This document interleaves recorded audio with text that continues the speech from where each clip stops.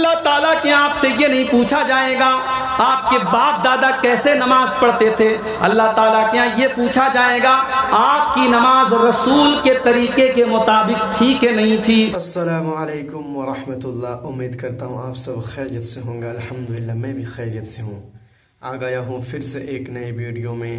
اور آج کی ہماری ویڈیو کی جو ٹاپک ہے وہ ٹاپک ہے ہمارے پیارے نبی صلی اللہ علیہ وسلم کس طرح نماز پڑھتے تھے، نماز کا طریقہ کیا ہے۔ یہ بولنے والے ہیں عبدالغفار سلفی۔ تو چلیے اس ویڈیو کو شروع کرتے ہیں۔ مسجد میں آپ نماز پڑھنے کے لیے گئے، اللہ اکبر کہہ کر کے آپ نے ہاتھ باندھا، نماز آپ شروع کرنے جا رہے ہیں۔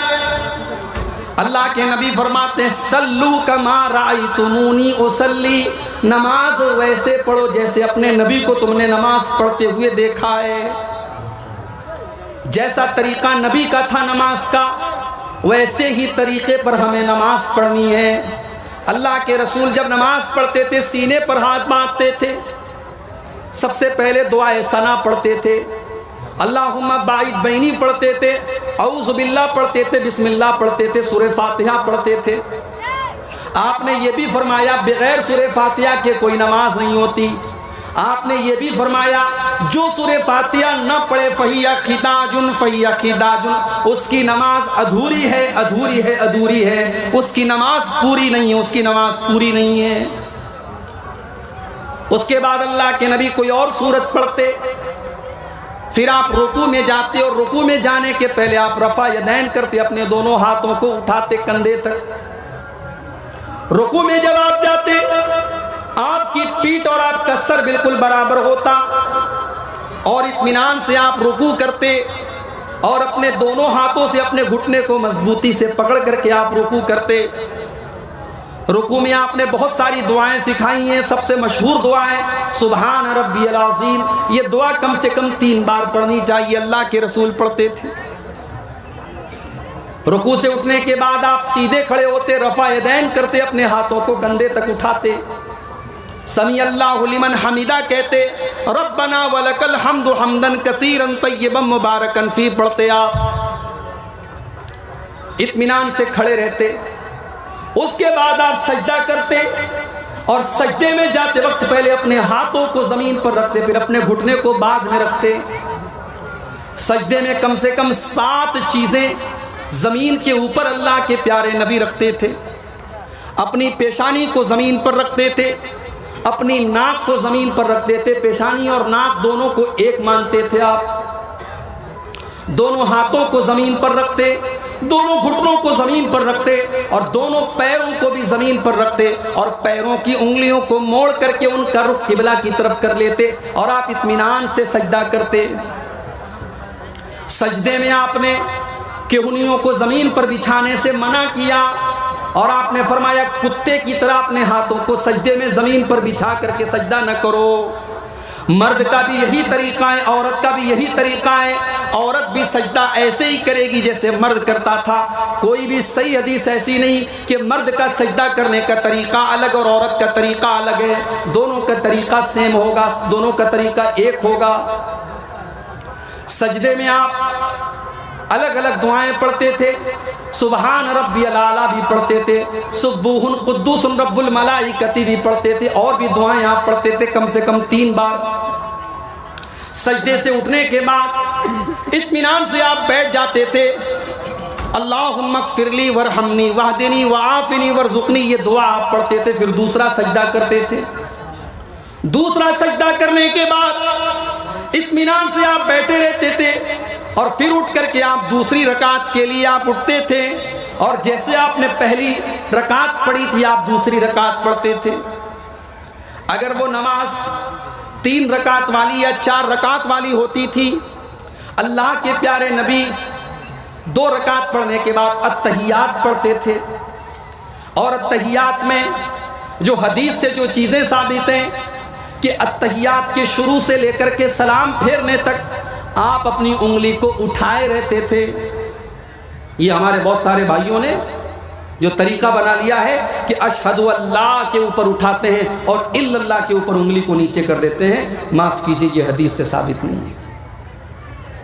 पूरे तशहुद में अत्तहियात आपने जब से शुरू की है, सलाम फेरने के टाइम तक आपकी उंगली ऐसे उठी रहेगी। बीच बीच में आप थोड़ा थोड़ा उंगली को हरकत देंगे। जब दरूद शरीफ पढ़ेंगे तब आप हरकत देंगे, दरूद शरीफ के बाद की दुआएं जब आप पढ़ेंगे तब आप हरकत देंगे। ये हरकत देना भी अल्लाह के रसूल सल्लल्लाहु अलैहि वसल्लम से साबित है। तीसरी रकात के लिए जब आप खड़े होते तो आप रफा यदैन करके अपने हाथों को सीने पर बांध लेते।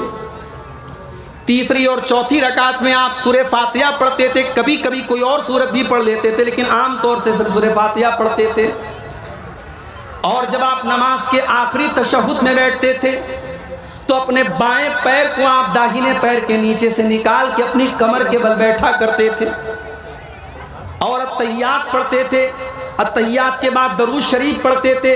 दरूद शरीफ के बाद आप मुख्तलिफ दुआएं पढ़ते थे। अल्लाहुम्मा इन्नी ज़लमतु नफ्सी वाली दुआ भी पढ़ते थे। अल्लाहुम्मा इन्नी अऊज़ु बिका मिन अज़ाबि जहन्नम वाली दुआ भी आप पढ़ते थे। उसके बाद आप अस्सलामु अलैकुम व रहमतुल्लाह, अस्सलामु अलैकुम व रहमतुल्लाह, दाहिने और बाएं तरफ आप सलाम करते। ये है अल्लाह के रसूल की नमाज का तरीका।